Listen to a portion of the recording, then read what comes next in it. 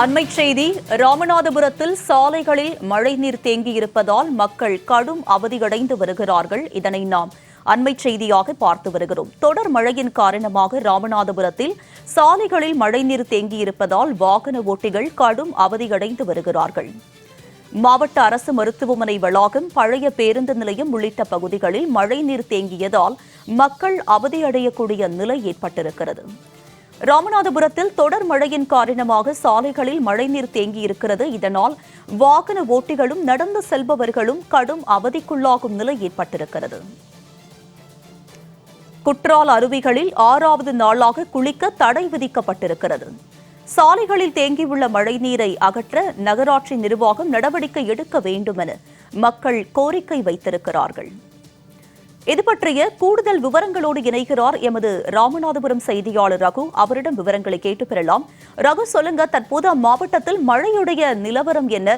ஏற்கனவே தொடர்ந்து பெய்த மழையின் காரணமாக சாலை முழுவதும் தண்ணீர் தேங்கி காணப்படுகிறது. இதனால் மக்கள் சந்தித்து வரும் இன்னல்கள் என்ன? கண்டிப்பாக ராமநாதபுரத்தில் நேற்று இரவு துவங்கி தற்போது வரை தொடர்ந்து மழை பெய்து வருகிறது. இதனால் ராமநாதபுரம் நகரம் மற்றும் புறநகர் பகுதிகளில் மழைநீர் தேங்கி உள்ளது. ராமநாதபுரம் நகரத்தை பொறுத்தவரை ராமநாதபுரம் புதிய பேருந்து நிலைய வளாகம், ராமநாதபுரம் அரசு மருத்துவக் கல்லூரி மருத்துவமனை, பாரதி நகர், பட்டினங்காத்தான் உட்பட நகரின் பெரும்பாலான பகுதிகளில் சாலையோரங்களில் மழைநீர் தேங்கியுள்ளது.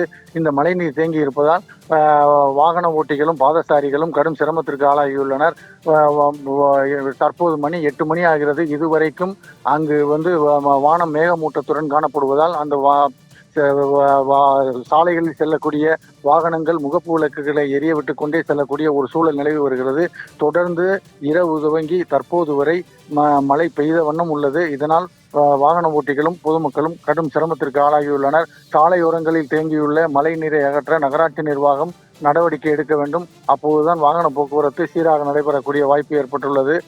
இப்போ தொடர்ந்து தற்போது வரை மழை பெய்து வருவதால் தாழ்வான பகுதிகளில் மழைநீர் தேங்கி பொதுமக்களுக்கு சிரமத்தை ஏற்படுத்தி வருகிறது. உமா, உங்களுடைய விரிவான விவரங்களுக்கு நன்றி ரகு.